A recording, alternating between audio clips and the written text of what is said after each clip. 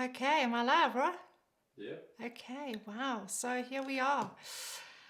Well, people, welcome to this morning's message.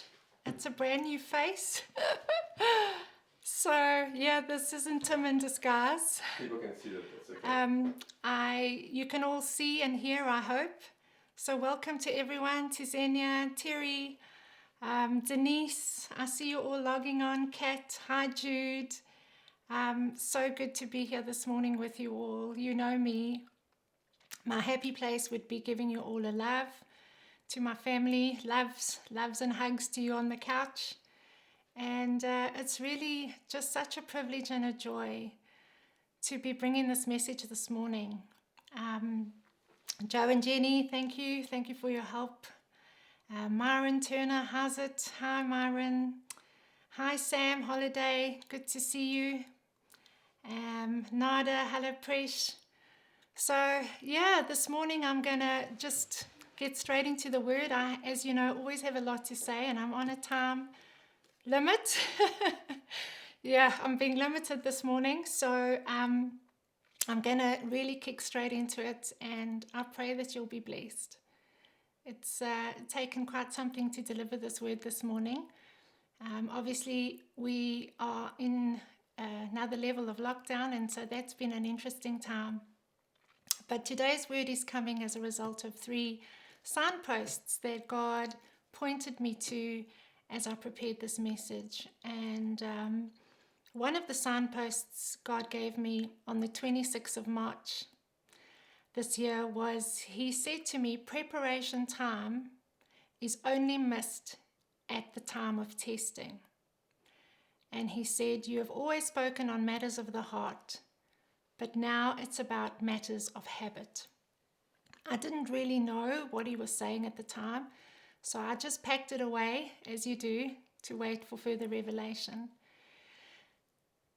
And it was interesting that He gave me that word on the 26th of March about preparation, because as you know, on the 25th of March at 11:59, New Zealand went into official lockdown level 4. So, yay, God gave me a word about preparation 24 hours after, well, just under 24 hours after we had gone into our first lockdown. And I was thinking, wow, it would have been really good to have had this word beforehand. You know, we were already in lockdown. I would have liked to have prepared for this. Because as many of you know, lockdown was not my happy place. It was a rather hard time. Being someone that's quite social, being stuck away from everyone was pretty difficult. However, God is never late with what He says. So I wrote the word down.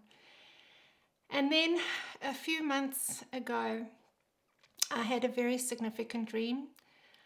In the dream, I was in a large cathedral that was jam-packed. Every pew was full to the brim. And I walked in through the back and looked for a chair. And as you know, I like to be near the front where the action is, and scoured around, eventually found a chair and sat down.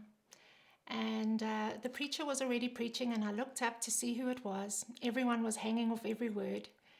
And it was Tim Allen from Home Improvements.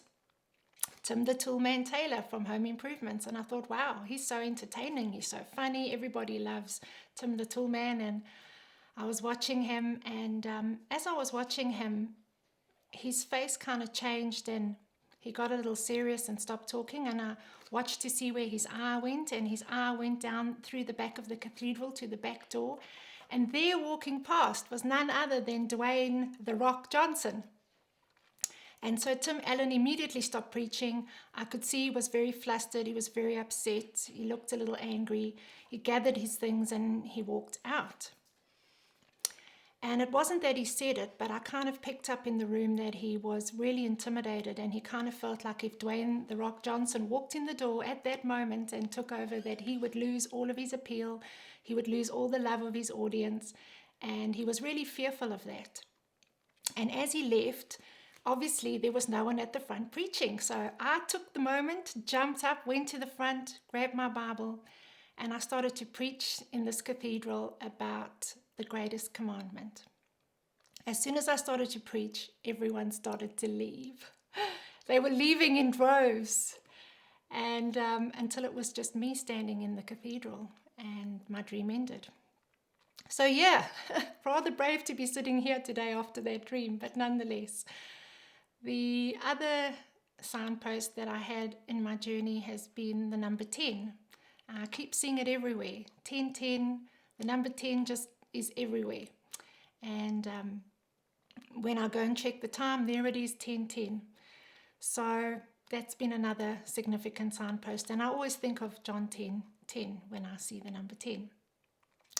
So I have these three signposts that I want to unpack today because God's kind of woven them together in a message that I believe is a now message for us. So let's have a look at the greatest commandment. And you can find this in the Gospels of Matthew, Mark, Luke, and John. I started to look at them and to study them. And there is an account in the Gospel of in the Gospel of Mark that really caught my eye. So in the Gospel of Mark 12:28 to 31, there's a part of the Great Commandment that is prefaced by something I didn't really know very much about, and it's called the Shema. And I'll read this portion to you. It says, "And one of the scribes came up and heard them disputing with one another, and seeing that, he answered them well and asked, 'Which commandment is the most important of all?' And Jesus answered, 'The most important is,'" and this is the Shema in the beginning. It says, "Hear, O Israel, the Lord our God, the Lord is one. And you shall love the Lord your God with all your heart, and with all your soul, and all your mind, and with all your strength. And the second is this, you shall love your neighbor as yourself. There is no other commandment greater than these." So in reading that and seeing that for the first time, it piqued my interest. If you see something that's there that you haven't seen before, you always kind of check out what's it there for. And I went and did a little study and a little look into the Shema. I hope I'm saying it right. And this Hebrew text is very significant, and I'm not a Hebrew scholar, so I'm going to unpack what I have studied to the degree of my knowledge. But I absolutely love and embrace the rich heritage we have as believers grafted into the vine. And the Hebrew text, when unpacked, is so amazing, it's mind-blowing. In the passage in Proverbs, in the Passion Translation, it says, "God conceals the revelation of his word in the hiding place of his glory. But the honor of kings is revealed by how they thoroughly search out the deeper meaning of what God says." So I went and had a look at this little Shema in the beginning of the greatest commandment. And this is regarded by many Jews as the most important prayer in Judaism. This is because it reminds them of the key principle of faith. There is only one God. It's also the first two sections of the Torah, better known as the Shema, a prayer that serves as a centerpiece of the morning and evening Jewish prayer services. So this was given by God to Moses, and Moses instructs the Israelites in Deuteronomy 6. In a chapter that you can look up, it's entitled, "Love the Lord your God." So I'm going to read this from Scripture, Deuteronomy 6. Chapter 6, it says, "These are the commands, decrees, and laws the Lord your God directed me to teach you to observe in the land you are crossing the Jordan to possess, so that your children and their children after them may fear the Lord your God as long as you live, by keeping all his decrees and commands that I give you, and so that you may enjoy long life. Hear, Israel, and be careful to obey, so that it may go well with you, and that you may increase greatly in the land flowing with milk and honey, just as the Lord, the God of your ancestors, promised you. Hear, O Israel, the Lord our God, the Lord is one. Love the Lord your God with all your heart and with all your soul and all your strength. These commandments that I give you today are to be written on your hearts. Impress them on your children. Talk about them when you sit at home and when you walk along the road, when you lie down and when you get up. Tie them as symbols on your hands and bind them on your foreheads. Write them on your door frames of your houses and on your gates. Such a significant command to the Israelites and to us, and I love it. What does it mean in Hebrew, the Shema? Well, that beginning portion means really for us to listen and pay attention. God prefaces this greatest commandment of love with pay attention, understand, comprehend, and then it also means to obey and respond with action. Shema means hearing the voice of God, but in Hebrew the word hearing is the same as obeying, and that comes also from that same text where it says, my sheep hear my voice. The Shema also has a numerical value of 410, and that numerical value is also associated with being holy, sanctified. It also means to dwell. It also is related to freedom, and it's also related to that same precious oil that ran down the beard of Aaron when God spoke about being in unity. So a very rich text that is speaking to us. Jesus answered, and this is the account in Mark, he says, the most important is Shema Yisrael, Adonai Eloheinu, Adonai Echad. A beautiful reminder to us that the Lord is our God. And it finishes with the word Echad, which is also equivalent in meaning to the word love.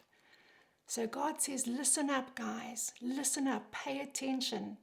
Obey with action this next part. And even in that beginning part, he's saying, obey and listen up. And he finishes it with love. And then he goes on to speak about love. Hear, obey, and respond with action. A great example of this we find in the account of the woman at the well. One of my favorite ever time accounts in the Bible. In John chapter 4, we see firsthand the all-encompassing, all-powerful, liberating love at work. We know the Jews and the Samaritans were at odds. There were so many divisions in their culture, differences in opinion on how to do just about everything. I'm sure it's sounding quite familiar. I'm sure we can see many parallels between what was happening then and what is happening right now. Perhaps that's why the Gospels and Acts provide so many instances of the Samaritans coming into contact with the message of Jesus. It is not the person from the radically different culture on the other side of the world that's the hardest to love.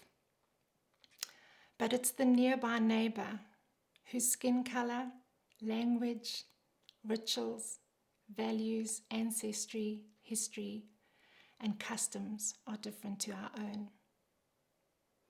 In this account, we see Jesus approaching the Samaritan woman, and he isn't dictated to by populist beliefs, trends, cultures, or political correctness. In fact, he comes upon that beautiful Samaritan woman at the well, and he cares nothing for the racial, religious, cultural, or gender barriers. He just crushes them all with the most powerful weapon of all time, with love.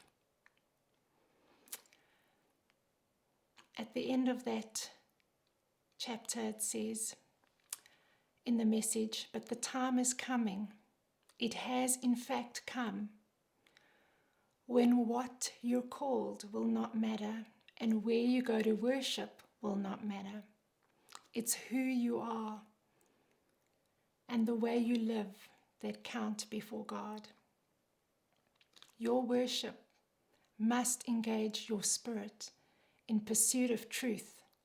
That's the kind of people the Father is looking out for. Those who are simply and honestly themselves before Him in worship. You see, in my dream, Tim the Toolman Taylor is intimidated by Wayne the Rock Johnson. And when I was unpacking it, I thought, oh my gosh, they've each got these names where their first name and their last name have this thing in the middle that defines them and puts them in a box, like Tim the Toolman Taylor, Dwayne the Rock Johnson. I'm like, oh my word. And it's so interesting how they're defined. And isn't it so in life that we can do that so easily and so readily with people and define them by what they do and not recognize and honor who they really are? In the dream that I had, one of the things that I could feel in the atmosphere was competition. There was rivalry, there was jealousy, there was intimidation, insecurity, and most definitely fear. But the people were entertained by the drama. In my dream, love was not the message they wanted to hear. It was far too challenging, and most of them had lost faith in the love message. In my dream, I realized it was not me they were walking out on, but it was my message. In 2 Corinthians 2, it says, in the Messiah, in Christ, God leads us from place to place in one perpetual victory parade. Through us, He brings knowledge of Christ. Everywhere we go, people breathe in the exquisite fragrance. Because of Christ, we give off a sweet scent rising to God, which is recognized by those on the way of salvation. An aroma redolent with life. But those on the way to destruction treat us more like the stench from a rotting corpse. Standing strong in your identity and not taking things personally is huge. In a world of influencers and followers, my question to myself is, who am I following and who is influencing me? Looking at the number 10 that appears all the time for me and has for the last 2 months, I looked up its meaning, and the number 10 really means nothing is lacking and nothing is left over. It signifies that the cycle is complete and everything is in its proper order. That's why the number 10 is said to represent perfection of divine order. So I'm going to summarize what I feel God is saying to us right now and saying to me right now. This is the month of Elul. It's a time of preparation and intimacy. And we are in a time of preparation. You and I are alive in one of the greatest hours of history. It's interesting to see the timing of God's dispensation of that word over the Israelites. It was just before they were about to cross over. It's about possession. In Revelation 19 verse 7 it says, "Let us rejoice and be glad and give Him glory, for the wedding of the Lamb has come, and His bride has made herself ready." It's about possession and procession. We are preparing for both. God is also speaking about making love a habit. Remember in the beginning, I said to you, God spoke to me about a word, about preparing. And then he said, I have always spoken about matters of the heart, about love, but now it's about matters of habit. It's about making love a habit. We saw so beautifully how God gave that word to the Israelites and what he was imploring them to do in making that a habit. And that Shema is now said every morning and evening. It's a habit. Love must be a habit. It has to be something that we do. The dictionary describes the word habit to mean an acquired mode of behavior that has become nearly or completely involuntary. Okay? I'll say that again. It's a habit that is become nearly or completely involuntary. Love must be a habit. The Shema says that we are to hear, obey, and respond with action. Like Jesus at the well, let's press in, even when it means swimming upstream. Let's not bow down or get caught up in the political or religious spirit that wants us to take sides. It wants us to develop a them and us culture. And it wants us to demonize those that we disagree with. I want to encourage you. Agreement does not equal love. We do not have to be in agreement to love others. This is a critical hour, guys.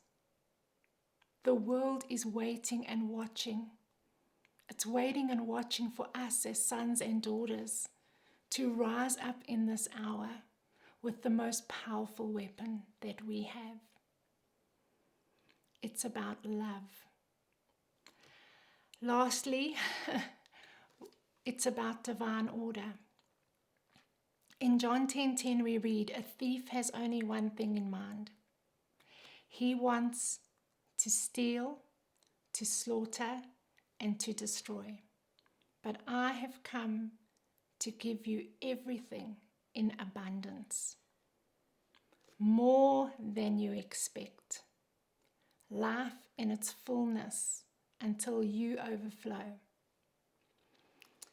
In an excerpt from Ravi Zacharias, he writes about the woman at the well. She has come with a bucket.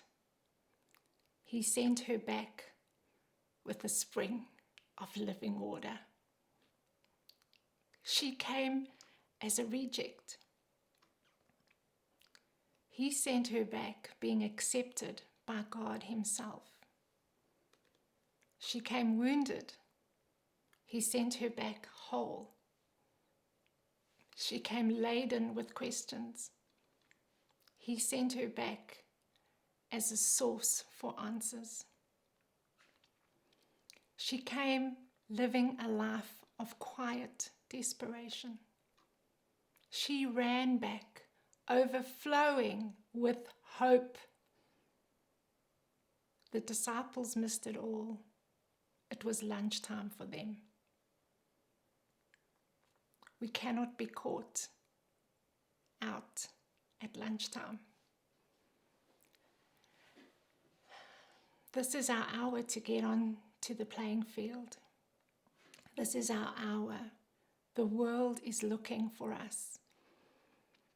I work in HR. I have to tell you, the world feels the vacuum, and they are coming up with some amazing stuff, I have to tell you. I work in an area where wellness and health and safety and mental health are really important. And the world is coming up with great things like empathy in the workplace, compassion in leadership. There's health and well-being programs coming out. Great things like diversity and inclusion. These are all things that the world is building and promoting, and they are wonderful. But the heartbeat of these things was founded at the very beginning in God. These were his ideas. We have to take them back. We have to point people to the source, because these are well-meaning, pragmatic programs, but they will run out of steam when they're not connected to the source. People are looking for truth. They are needing to be healed. They are needing to find wholeness. And it's found in him. And when we love him with all our heart and all our soul and all our minds, and we honor ourselves, this broken, fragmented, cracked, crazy vessel, we can then go out and honor and love others. But it starts with loving him. And he is so good to us. I want to encourage you today, none of this is beyond us. In 2 Peter 1 verse 3, this is called God's generous grace. Everything we could ever need for life and complete devotion to God has already been deposited in us by his divine power. For all this was lavished upon us through the rich experience of knowing him who has called us by name, invited us to come to him through a glorious manifestation of his goodness. We know we are living in the year of the Lord's favor, and his goodness is being poured out. Don't be distracted by what you see around you. You are powerful. I know we're living in very uncertain times, but we have everything. There are so many questions right now. You have the answer. You are the answer. Don't wait for an invitation to step into that place and bring abundant life. You see, the abundant life that John 10:10 speaks about is that same life that Jesus so richly gave away at the well. We are the well. We fill ourselves up with him, and then he pours us out extravagantly over the world. It needs your voice. It needs your actions. When you don't step into that vacuum, someone else will, and they may not carry that wellspring of life. The world is looking and aching for the authentic. Our preparation time is now. Our weapon is love. That is what we use. That is the answer. Use it liberally. And I'll finish off with this. In Isaiah 9 verse 7 it says, of the increase of his government and peace there will be no end, upon the throne of David and upon his kingdom, to order it and to establish it with judgment and with justice from henceforth, even forever. The zeal of the Lord of hosts will perform this. You guys are amazing. You are filled with him. Do not keep it for yourself. Go out and spread it lavishly and liberally. You have the answers. And in the great words of Nike, you can do it. I love you all, precious family. Have a beautiful week and go out with your bucket and change the world. Love you all.